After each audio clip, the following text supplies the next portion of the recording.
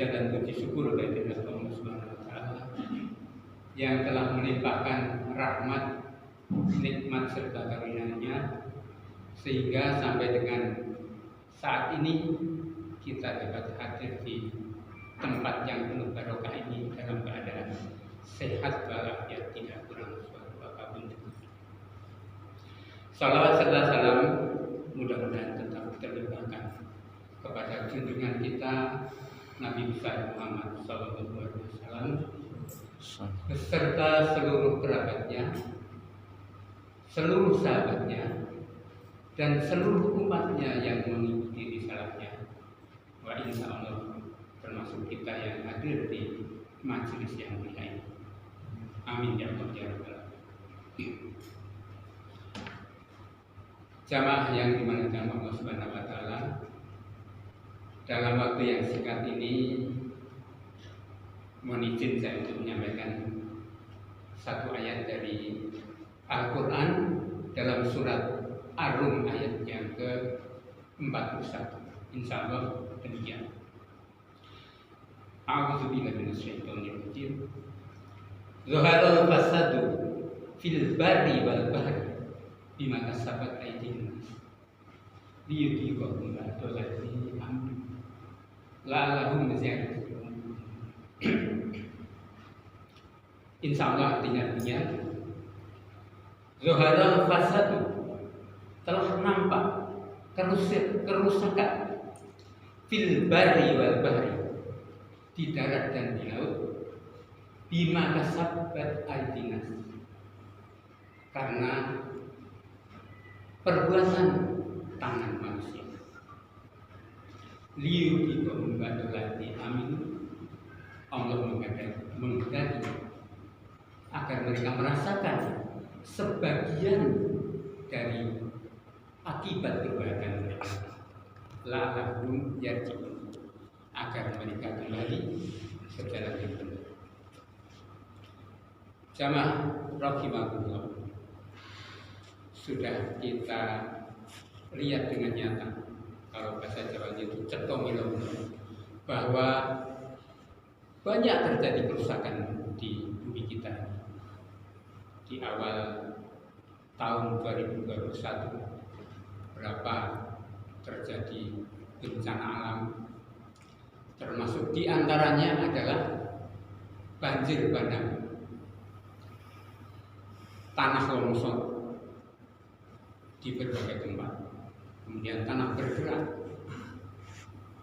Itu telah difirmankan oleh Allah Subhanahu wa taala bahwa itu adalah akibat dari perbuatan tangan manusia.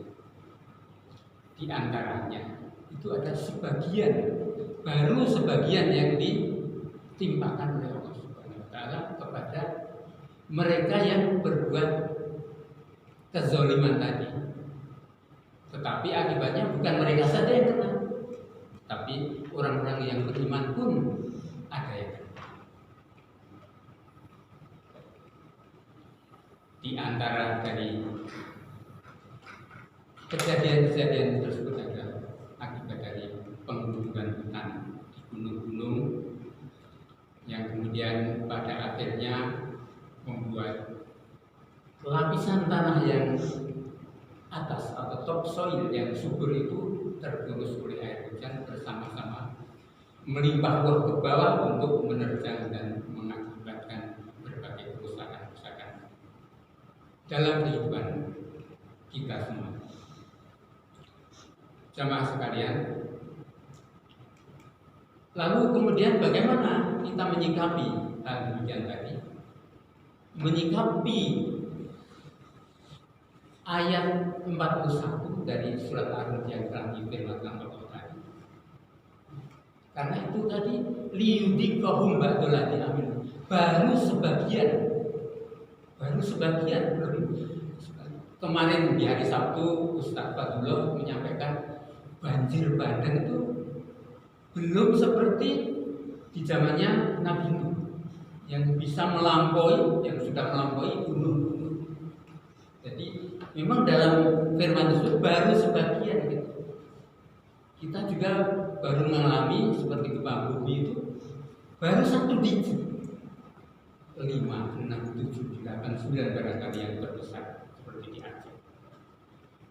Tapi hitungan angka bisa 2 digit, bisa 10, bisa 99, atau bisa 3 digit. Apa yang terjadi? Wallahu a'lam. Nah, yang penting kita bagaimana menyikapi hal tersebut. Salah satu dari petunjuk dari Rasulullah, karena kita adalah umat Rasulullah SAW, maka kita mengacu pada petunjuk Rasulullah di dalam hadis yang diriwayatkan oleh Imam Bukhari, hadisnya sahih. Insya Allah demikian. Bismillahirrahmanirrahim. An Anas radhiyallahu anhu qala Rasulullah sallallahu alaihi wasallam, ma min muslimin yahrisu gharsa aw yazruhu ya'an fayaqulu minhu tayr aw insan aw bahimatu illa kana lahu bihi sadaqah. Insyaallah artinya demikian.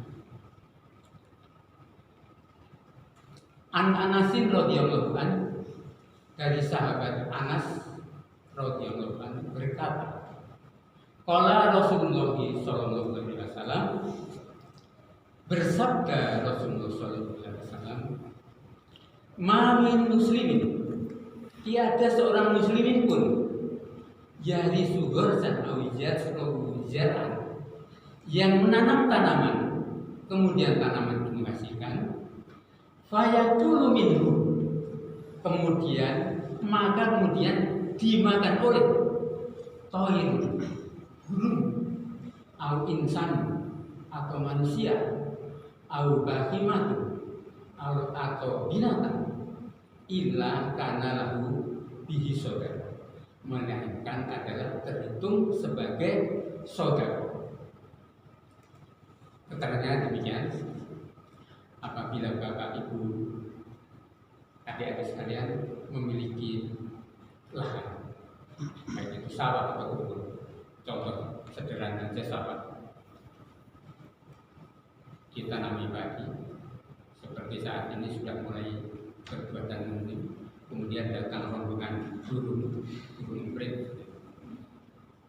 Maka menurut hadis ini, apa yang dimakan oleh burung prit tadi akan menjadi sedekah bagi pemilik sawah tersebut, sehingga tidak usah ragu, tidak usah risau apabila tanaman yang menghasilkan tadi, baik itu berupa buah-buahan seperti padi tadi, kemudian kayunya barangkali diambil orang, kemudian buah lainnya misalnya pisang dimakan bercodot, kita tidak perlu ragu, tidak perlu risau, karena yang dimakan tadi sudah merupakan sedekah bagi diri kita yang akan langgeng sampai nanti di akhirat.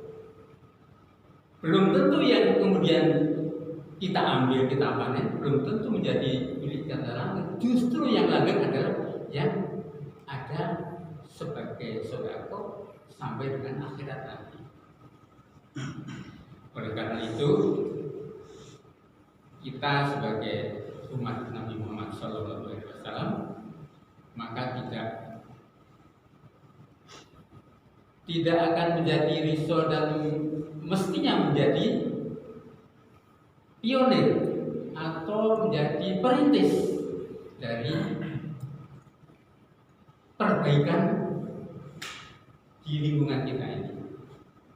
Penanaman tanaman, baik itu di lahan kritis atau barangkali di sekitar kita, atau barangkali milik persyarikatan yang masih berupa tidur. Untuk mengeterapan hadis ini tadi, hadisnya sahih, saya pernah secara khusus menanyakan kepada Bapak Profesor Zainuddin Abjad, kebetulan mengaji di rumahnya Bapak Indra, dan kebetulan kok ya hanya berdua. Ya saya tanyakan sehingga dalam kurun waktu 1 jam bisa warak saya mendapatkan penjelasan dari Ustadz yang sekali berbeliau. alhamdulillah. Ternyata memang betul itu hadis yang diriwayatkan oleh Imam Bukhari tadi, di antaranya adalah hadis sahih. Bapak Ibu jamaah sekalian dan adik-adik, beberapa waktu yang lalu, yaitu tanggal 22 April, diperingati sebagai Hari Bumi dengan tema Restore of Earth, yaitu pemulihan dari kerusakan yang ada. Nah, Restore of Earth yang dilaksanakan di sedunia ini pada Hari Bumi tanggal 22 April itu selalu diperingati setiap tahun, dan diawali tahun 1960.